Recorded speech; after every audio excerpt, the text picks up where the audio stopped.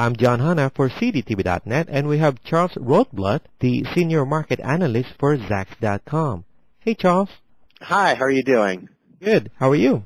I'm doing well, thank you. Let's talk about today's dividend stocks that you have for us. Sure. The first one I have for you today is Pepsi Bottling Group. The company topped expectations with earnings of 78 cents per share. Those were 5 cents above consensus estimates. And driving that, they actually saw growth, particularly in carbonated beverages in the U.S. And so although net revenue per case declined, they actually did see good demand, and really particularly in the U.S., and so that helped drive earnings and really beat expectations.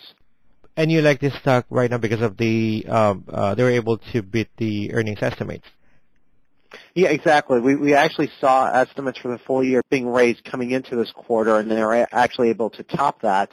And they actually gave guidance that was pretty much in line with expectations. We're looking at full year forecasts calling for earnings of $2.36 per share. Pepsi Bottling actually guided for $2.30 to $2.40, so pretty much in line. But when you look at that, the high end of their guidance, it does suggest that maybe analysts have room to actually raise their forecast. So we actually like the fact that we did see forecasts being raised heading into the quarter, and that the company actually beat. That's a good sign for the company. And obviously, in terms of dividend, I know a lot of people listening are concerned about that. Pepsi Bottling Group actually yields a dividend of 2.15%. You mentioned in the past that sometimes you really got to look at the company's earnings guidance, or the way they would beat their earnings, or if it's going up or down. Some companies do sandbag their guidance. How do you deal with that?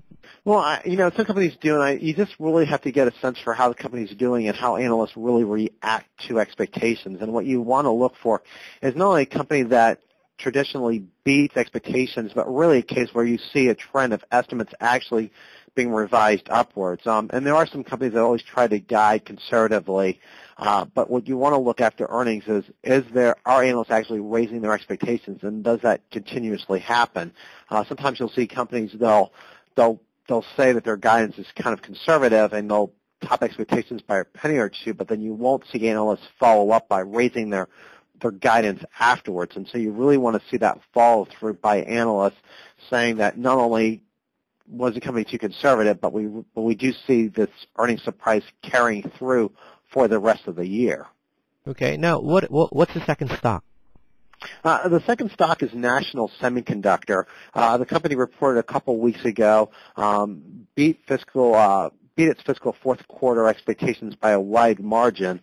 And the reason why I like National Semiconductor is we are seeing a rebound in the entire semiconductor industry. There had been a problem with too much inventory, and that was dragging down chip prices. And although conditions for the chip industry remain tough, we are seeing signs that recovery has started. It's still in the very early stages, but we are starting to see these prices stabilize. We're starting to see orders starting to trend upwards. So again, really still early, still obviously some short-term risk in terms of business conditions, but we are starting to see estimates being revised for several companies in the industry, and it does look like we're in the early stages of a recovery, not only for National Semiconductor, but for the entire industry. You mentioned Zacks.com is a compilation of all the different analysts out there giving their perspective or views about a particular stock.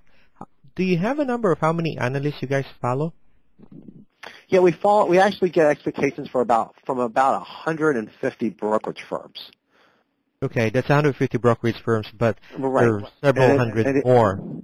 I'm with sorry? regards to the there's several hundred more with regards to the analysts within that brokerage, or you follow? Yeah, the it depends on the brokerage. We have several analysts. We actually get forecasts on about 4,400 companies. So I don't have an exact count of number of analysts, but it's probably well above 1,000 analysts that are actually giving us forecasts.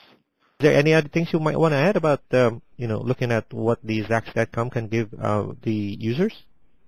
One thing that users may want to pay attention to is just really looking at what the trend and forecasts are doing heading into second quarter estimates. Particularly if they have a stock and they're a little bit concerned about how the company is going to report their earnings, they can actually go to Zacks.com, look at the forecast actually for the second quarter. And one of the keys I look to see whether or not a company could beat or miss is really what are analysts doing with their quarterly forecast over the past few weeks. And you want to see either estimates being stable or rising. If you're seeing the earnings estimates being cut right ahead of the company's earnings report, it could be a bear sign and perhaps a signal that the company could disappoint investors. So investors can actually use that to try and help judge their decisions as to whether or not to hold a stock or whether or not they maybe want to step out before the earnings report comes out and then reevaluate after earnings are actually released. That's Charles Rotblut, Senior Market Analyst for Zacks.com.